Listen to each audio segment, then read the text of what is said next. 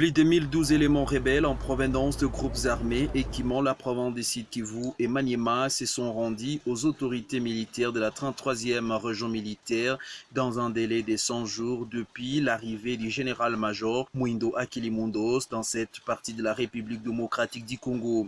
Ce bilan a été présenté ce lundi 19 novembre 2018 lors de la toute première parade que le chef de FARDC au Sud Kivu au Maniema a tenu au Kansayo. Cette cérémonie, qui est partie du rappel de certains comportements que les militaires doivent afficher et mettre en pratique, a également été une aubaine pour le chef de l'armée de rappeler aux éléments de l'ordre leur mission régalienne. Pour le numéro 1 de FARDC, il est crucial pour les éléments armés de faire de la protection du territoire national leur priorité, mais aussi la protection des civils et leurs biens. Cependant, dans son speech, le général-major Akilimundos s'est revenu sur certains points qui font à ce que le travail des militaires soit mal vu en dépit de son professionnalisme avéré. S'agissant de l'immixtion de certains éléments armés dans le commerce et autres activités qui ne correspondent pas à la protection du territoire national, le général-major Akilimundos a dit ce qui suit.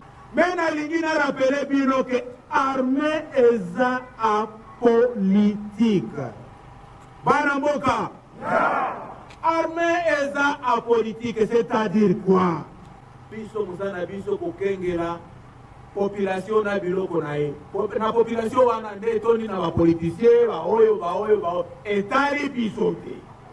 Biso toza na obligation ya ko protéger batu nyoso.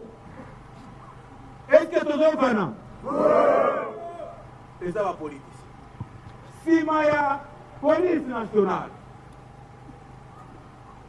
Akosenga na biso soki aza na besoin ya appui asengi biso to appuye ye eza polisi na kosalisa ye na nini po polisi mpe eza politique koprotege population na biso bavote oyo balingi bavote ule mwenye wanataka parce que l'armée est apolitique.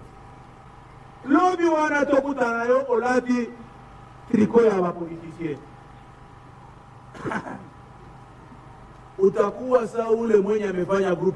Juste après cette parade au Kansayo, le numéro 1 de l'armée en province du Sud Kivu et Maniema, le général-major Akilimundos, est parti vers le gouvernorat de province dans le but de présenter officiellement au numéro 1 de province les éléments de groupes armés qui ont été capturés et dans la plaine de la Ruzizi, mais également des sémères des troubles et des éléments à la base de l'insécurité dans la plaine qui proviendraient des pays voisins. Parmi les personnes qui ont été présentées, il s'agit de 3 éléments FDLR en provenance du Rwanda et un élément FNL qui a été capturé lors des opérations militaires que le FARDC ont pu mener en province du Sud Kivu. Au total, ils sont 120 éléments qui ont été capturés par le FARDC et d'autres éléments ici des groupes Mai Mai qui se sont rendus aux forces armées de la République démocratique du Congo. Un geste qu'a salué le gouverneur de province, Claude Mugabo, en ce sens. Et je voudrais à cette occasion dire merci au commandant suprême parce que sur notre demande insistante, il a fait une mise en place conséquente pour la province du Sud Kivu et nous venons d'évaluer avec le nouveau commandant région militaire 3 mois de travail et la moisson est abondante parce que nous avions besoin des collaborateurs qui entrent dans notre droite ligne de sécurisation de la province parce que nous avons dit que la sécurité était notre priorité. Eh bien, voilà encore une fois, et nous avons dit que c'était une priorité, ce n'est pas des 20 mots.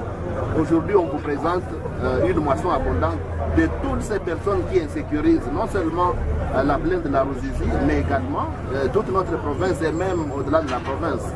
Pour rappel, ce bilan n'est autre que de 100 jours depuis son arrivée à la tête de la province du Sud Kivu du général-major Mwindo Akilimundos.